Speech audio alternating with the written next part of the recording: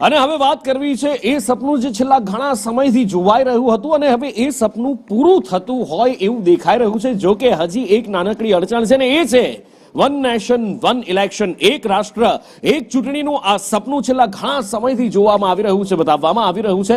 અને આ સપનું હવે લોકસભાની અંદર તો બિલ રજૂ કરવામાં આવ્યું ને લોકસભામાં તો આ બિલ પાસ થયું છે, પણ ખરી કસોટી રાજ્યસભામાં છે કે જ્યારે આ બિલ ત્યાંથી પાસ કરાવવાનું છે। પણ લોકસભાની અંદર આ બિલ પાસ થતા ભારતીય જનતા પાર્ટી એનડીએના સમર્થકો ખૂબ ખુશ દેખાઈ રહ્યા છે। 269 વોટ બિલના પક્ષમાં પડ્યા હતા અને માટે આ પક્ષ પાસ થયું છે।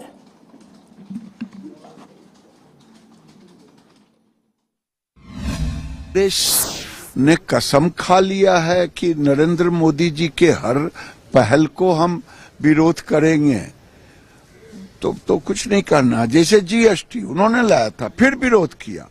ये वन नेशन वन इलेक्शन देश के लिए है, विकास के लिए है, पूरी जनता चाहती है, इसे पूरे विपक्ष को साथ देना चाहिए और एक मत से पास करना चाहिए। Anti-constitutional bill. It's against the federalism of our nation, and we are opposing the bill. जनता के कई लाख करोड़ 70 लाख करोड़ रुपए बचेंगे, उससे भी ज्यादा यही कमी बेसी जो हम जानते हैं। सोचिए, पूरा प्रशासन, पुलिस, टीचर, पूरा महकमा लग जाता। 12 महीने देश में कहीं न कहीं चुनाव होता था, देश उलझा रहता था, लोग उलझे। अब इससे आजाद होंगे, निजात पाएंगे, देश विराट होगा। भारत के संविधान और नागरिकों के लोकतंत्र अधिकार पर एक हमला है, जिसका पुरजोर विरोध कांग्रेस पार्टी और इंडिया अलायंस करेगी। ये बिल साफ साफ भाजपा का मंशा व्यक्त करता है कि वो किस प्रकार से भारत के चुनाव के जो निष्पक्षता है उसको छीनने की कोशिश कर रहे हैं। हम ये चोरी नहीं होने देंगे। क्या प्रोसीडिंग्स होती हैं, पर बहुत अच्छा थॉट है ये, और इस देश के लिए बहुत अच्छा है। हर इतने बड़े देश के लिए जो है वो बहुत अच्छा थॉट है ये वन नेशन वन इलेक्शन। मतलब जिस तरह से संविधान को बदल नहीं पाए तो निश्चित रूप से उसको धीरे धीरे कानून के माध्यम से उसकी धज्जियां उड़ाने का काम, चाहे नागरिकता हो, एक देश एक चुनाव का सवाल हो, सब वो कानून लेके आ रहे हैं जिससे इस देश की संविधान जो बड़ी बलिदान के बाद मिला था उसको तहस नहस करने में लगे हुए। सन वन इलेक्शन का सीधा सा तात्पर्य है संविधान की मूल भावनाओं का रक्षण। क्या है संविधान? कि जनता के लिए जो जनता के चुने गए प्रतिनिधि हैं वो विकास कार्यों को तीव्र गति से बढ़ाएं और सामाजिक एकता, संभाव और राष्ट्र के एकरूपता के लिए काम करें। वन नेशन वन इलेक्शन के पीछे जो सोच है, जो छोटे दल हैं, एक तो ये समाप्त हो जाएंगे। दूसरी बात है कि जो क्षेत्रीय स्तर के दल हैं उनकी भी समाप्ति हो जाएगी, और ये presidential form of the government जो अमेरिकन सिस्टम है उस तरफ जाना होगा। और मान लेते हैं कि लोकसभा चुनाव के साथ सारे विधानसभा चुनाव होना चाहिए, और किसी समय लोकसभा में मेजॉरिटी न हो, 2 या साल 2 साल के बाद सरकार गिर जाए, तो क्या सारे विधानसभाओं को भंग करके चुनाव कराया जाएगा? वेस्ट होता है, time waste, money waste. Bangladesh का मुद्दा आपने उठाया था सदन में और कांग्रेस आज प्रोटेस्ट कर रही थी, और इसके पहले भी कुछ लीडर्स ने कहा कि सरकार जो है इस पर जवाब नहीं दे रही है, सरकार को माइनॉरिटीज पर जो अटैक हो रहा है उस पर जवाब देना चाहिए। अभी जवाब देंगे ना, ही विल गिव डेफिनेटली। हमारे पास विशेषज्ञ और वरिष्ठ वकील ML लोहाटी साहब क्या सोचते हैं? सर, साधारण भाषा में दर्शकों को बताइए कि वन नेशन वन इलेक्शन है क्या?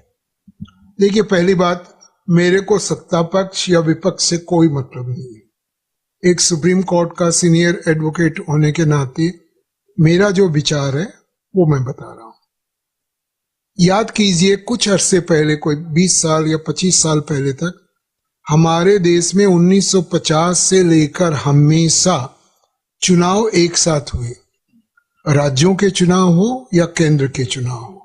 और उसका कारण भी था कि अब तो परिस्थिति बहुत बदल गई है। उस वक्त ये होता था कि 15 दिन या 20 दिन के अंदर सारे चुनाव राज्य के भी जितने राज्य थे उस वक्त 14 और उसके बाद 18 राज्य थे, यूनियन टेरिटरीज थी और केंद्र का, वो चुनाव हो जाने से 3 या 4 बहुत बड़े फायदे थे। पहला फायदा था कि सारे देश में एक साथ चुनाव होता था और उनकी जो वर्किंग है या जो एडमिनिस्ट्रेटिव रोल है वो एक साथ होता था। उदाहरण के लिए आप दिल्ली को ले ले, दिल्ली है और बगल में नोएडा है या गुड़गांव है, एक स्टेट हरियाणा का है, एक यूपी का है और एक दिल्ली अपने आप में शासित प्रदेश है। अब बहुत सारे लोग जो दिल्ली में काम करते हैं वो गाजियाबाद, नोएडा, गुड़गांव वगैरह में रहते हैं। तो यदि गुड़गांव के अंदर चुनाव होता है या दिल्ली में चुनाव होता है तो उन लोगों के लिए एक अजीब सी परिस्थिति होती है कि उनका अपना जो कार्यशैली है, ऑफिस वगैरह की है वो। नंबर 2 जो बहुत बड़ा प्रावधान है या बहुत बड़ी दिक्कत है वो है एक्सपेंसेस या खर्च की। आप देश में आप चुनाव देख रहे हैं, चुनाव पर हजारों करोड़ रुपए खर्च होते हैं, हजारों करोड़ रुपए।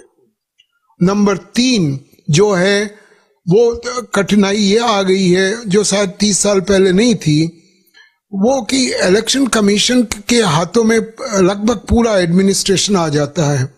कोई नया प्रोजेक्ट या सरकार का कोई भी काम है वो सब रुक जाता है या बाधित हो जाता है। क्यों? क्योंकि ये एक नियम बना दिया गया, उसमें सुप्रीम कोर्ट का भी रोल है, पार्लियामेंट का भी है कि एक बार चुनाव घोषित होने के बाद कोई भी प्रोजेक्ट कितना भी जरूरी हो उसको कार्यान्वित नहीं कर सकते। उसको कार्यान्वित तब कर सकते हैं जब इलेक्शन कमीशन से उसकी इजाजत ली जाए, और इलेक्शन कमीशन इजाजत देगा नहीं देगा, मतलब पार्लियामेंट या सुप्रीम कोर्ट का रोल भी खत्म हो जाता है जब एक बार चुनाव घोषित हो जाते हैं।